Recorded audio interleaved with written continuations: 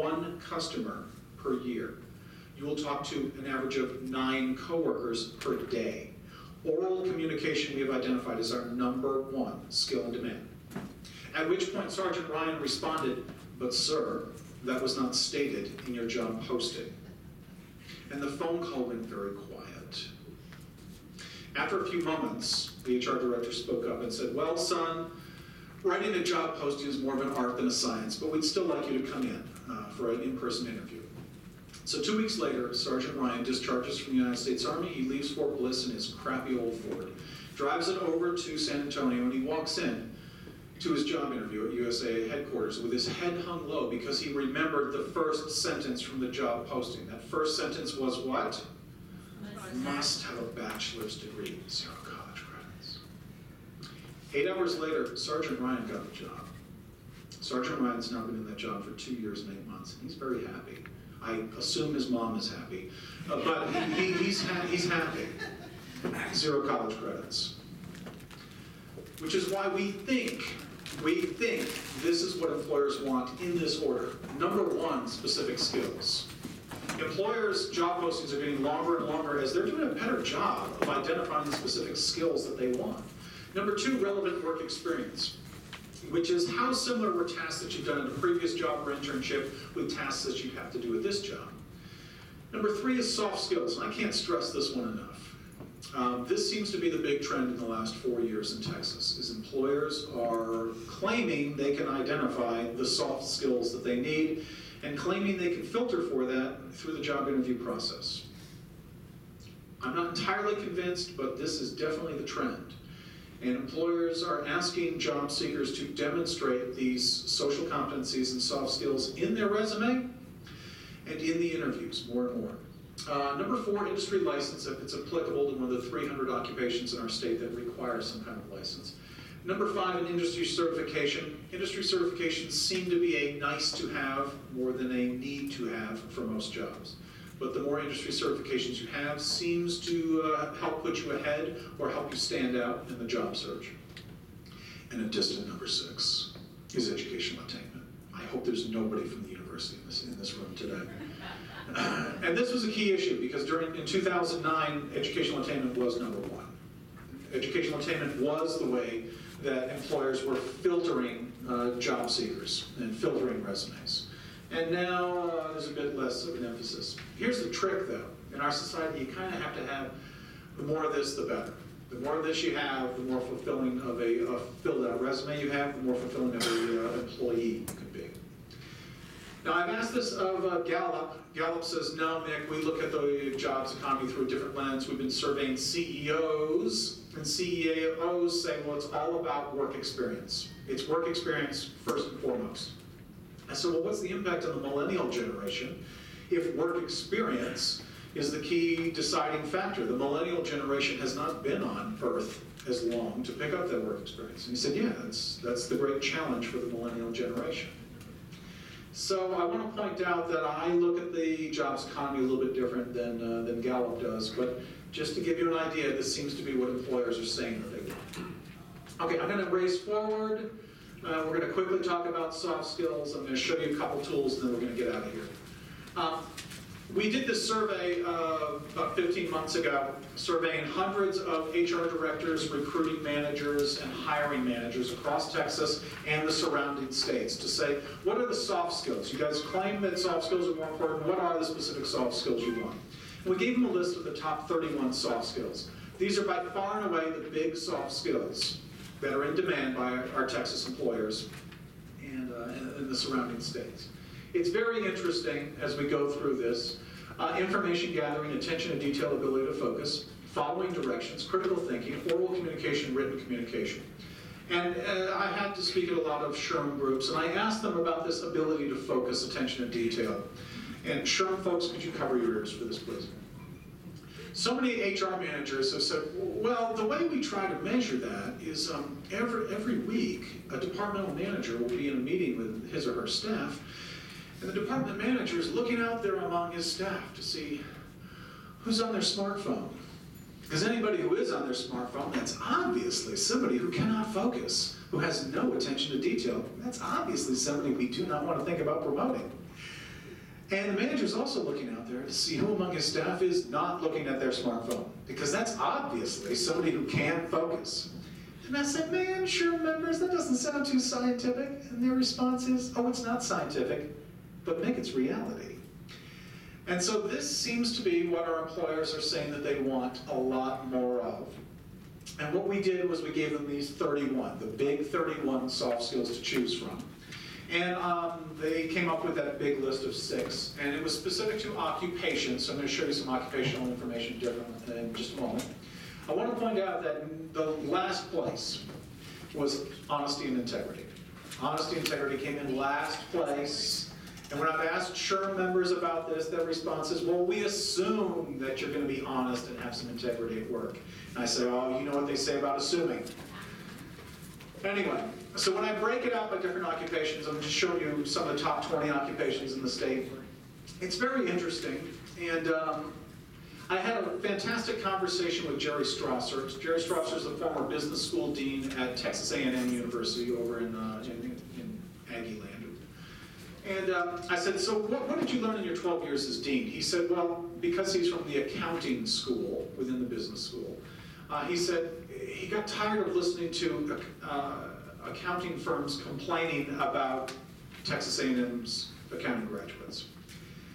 And what these accounting firms were complaining about was that the A&M graduates were terrible at talking to clients, just terrible at explaining their work to the clients who are paying them. And so what Dean Strasser and the other accounting professors did was they adjusted the curriculum so that for every accounting class, every student had to do at least one 5-minute classroom presentation. Stand up in front of your classmates, explain one concept in 5 minutes. So that by the time an Aggie accounting major gets his BS degree in accounting, he's done a minimum of 12 classroom presentations. And I said, 12 5-minute talks in front of your classmates? Does that make you a good public speaker? And Dean Strasser said, oh no, it does not make them good public speakers. But it gets them thinking about communicating what they're doing. It gets them something on their resume where they can say they've done some public presentations. And I said, what's the outcome of this been? He said, well, if you look at your Texas cruise data, you will see that the earnings of our accounting graduates have gone up tremendously since we implemented this. Doesn't mean there's a perfect correlation between adjusting our curriculum and the earnings of our graduates. But we think there's a correlation there because our anecdotal evidence says that the accounting firms are saying, hey, your students really are better at talking in conference rooms with their clients. Thanks a lot. We need better communicating graduates. It's very interesting. Welder is another one that's particularly interesting. The most successful welding program we have in Texas is at Texas State Technical College. And what they did a few years ago was they were listening to employers, and the employers were saying, man, these TSTC welding graduates are rotten at showing up to work on time, really rotten. And you know, in Texas, when the economy's hot, the clinical term for a welder is a prima donna. So many construction companies refer to welders as prima donnas, and that just becomes a de facto term for a welder. So what they did at TSTC a few years ago was they instituted a 2 strikes and you're out rule. If you show up to class 1 minute late once, you get a warning. The second time, you get an automatic F. You do not get a withdrawal, you get an automatic F. 1 minute late, a second time, automatic F.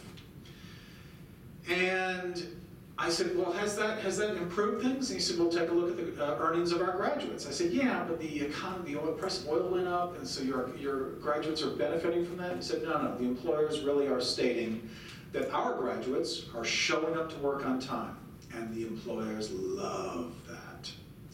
I said, how difficult was it to implement this 2 strikes and you're out rule? He said, oh, it took 3 years to implement. I said, the students really fought you on that? No, the students didn't fight us. The instructors did. And I said, why did the instructors fight?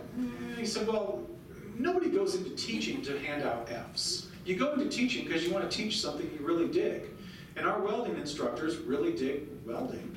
And they don't want to fail their students. They like their students. But it took 3 years to get the faculty to come around. I do want to point out TSTC's welding graduates, highest paid in Texas. So just something to think about. Okay, I'm going to quickly wrap this up. I get to talk to a lot of executives. This is Sharon Turney. She's the 13th highest paid woman in America. She's the CEO of Victoria's Secrets. I got to interview her last summer. And she said, man, all this talk that you do about soft skills is ridiculous. We cannot measure soft skills. We cannot possibly measure soft skills, so we don't even try at Victoria's Secrets. I said, well, how do you hire people? And she said, for the stores, and especially at the executive office, we're looking for math skills. Because math is really the only thing that we can really measure. So we assume that math equals intelligence or IQ. And I said, all right, so how's that working out? She said, well, actually, when we bring in finalists at corporate headquarters to interview them, the first question we ask them is, who are you? What do you want? And of the finalists they bring in for their corporate jobs, only 25% of them have an answer for that simple question. Who are you? What do you want? And at Victoria's Secrets, they're insistent. You have to have an answer for that. Because otherwise, you don't know who you are. And if you don't know who you are, you don't know how to work, and we don't know how to manage you. But if you can't explain who you are and what you want, then you're somebody who has the maturity and self-confidence that we can actually work with you, and we can know how you can fit in with our corporate culture. And she says this whole soft skills is poppycock. It's all about emotional quotient. And I don't know if she knows what she's talking about or not. She's just the 13th highest paid woman in America. But it's a very controversial subject, the issue of soft skills. I'm going to keep racing forward. This is stuff for your economics classes to discuss later on. In general, the more education you get in Texas, the more money you tend to make. The more education you get, the more weeks of your adult life you tend to be employed. More educated people are unemployed less. That's one of the key takeaways from this data. I'm not going to belabor this. Greg is not here in the audience, one of my favorite people in Texas. Is he here? No. No, okay. What page are we on now in the handout? Students, I hope that you will keep this in mind. The more math you take, the more money you make in Texas. And it kind of is that simple. And I want to stress that I was not good at math in high school. And I did not take calculus till I was 27 years old. And I didn't take statistics till I was 28 years old. I didn't take my second statistics class till I was 29 years old. I didn't take my third statistics class till I was 43 years old. And I was so bad at math that every time I took one of those classes, I had to hire a tutor. And I had to get extra help from the professor, and I had to get extra help from my coworker, from my classmates, and I had to get extra help from the departmental secretaries. But if a knucklehead like me can get through applied math, then anybody can. And this is the modern economy now. The more math you take, the more money you make. And anybody who lives in a community that has a college or a community college can take care of this, okay? I'll tell you a quick anecdote and then we're going to wrap up. I get to interview a lot of executives in Texas. Michael Dell was an interesting guy who I got to interview. Michael Dell, wealthiest man in the state. Michael Dell has the largest house in the state. Michael Dell did not graduate from college. And so I was interviewing him and I said, Mr. Dell, what do you see as the biggest issues in the workforce? He said, you know, the biggest problem we have in America is parents. I said, parents? And I said, that's not what I was expecting you to say. Well, what do you mean by that? He said, well, parents in America are not encouraging their kids to take the hard classes. These parents, they seem to want the bumper sticker on the back of the SUV. And it's by taking the hard classes that you really push forward in life and you can start to do more things.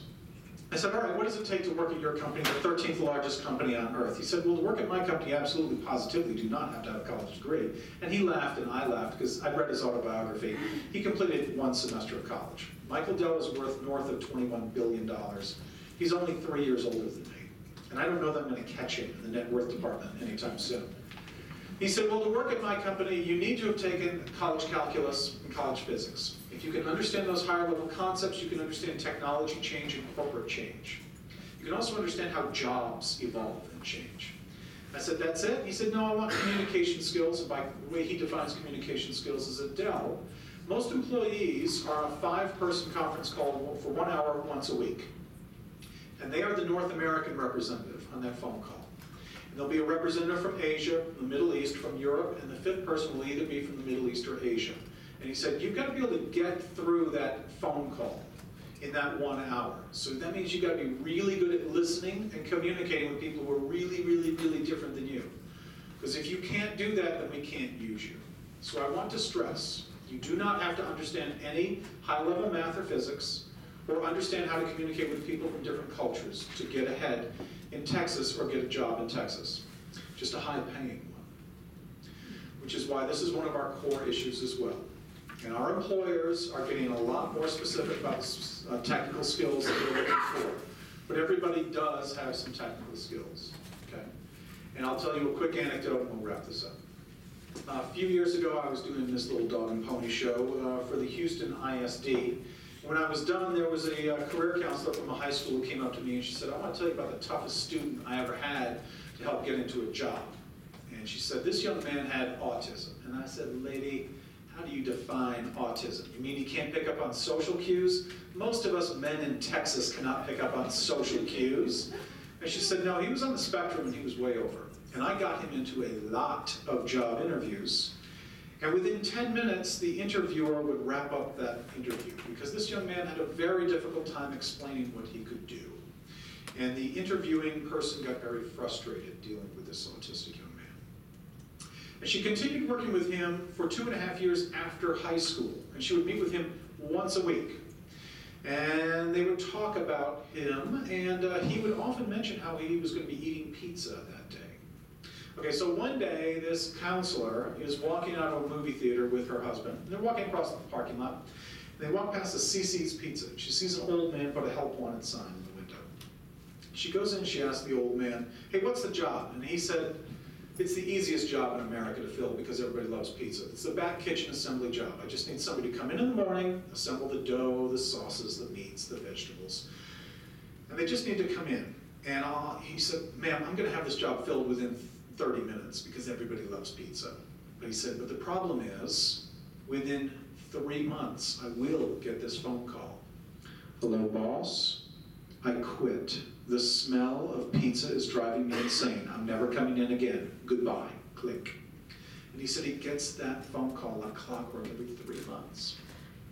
So this counselor convinces the man to try out the autistic young man for this job.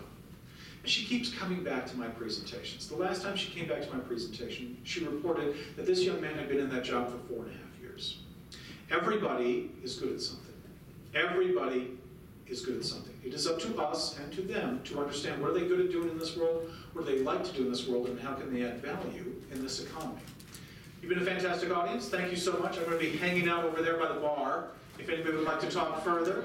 And if you need extra copies of the handout, let me know, and I'll email them to you as well. Thank you so much.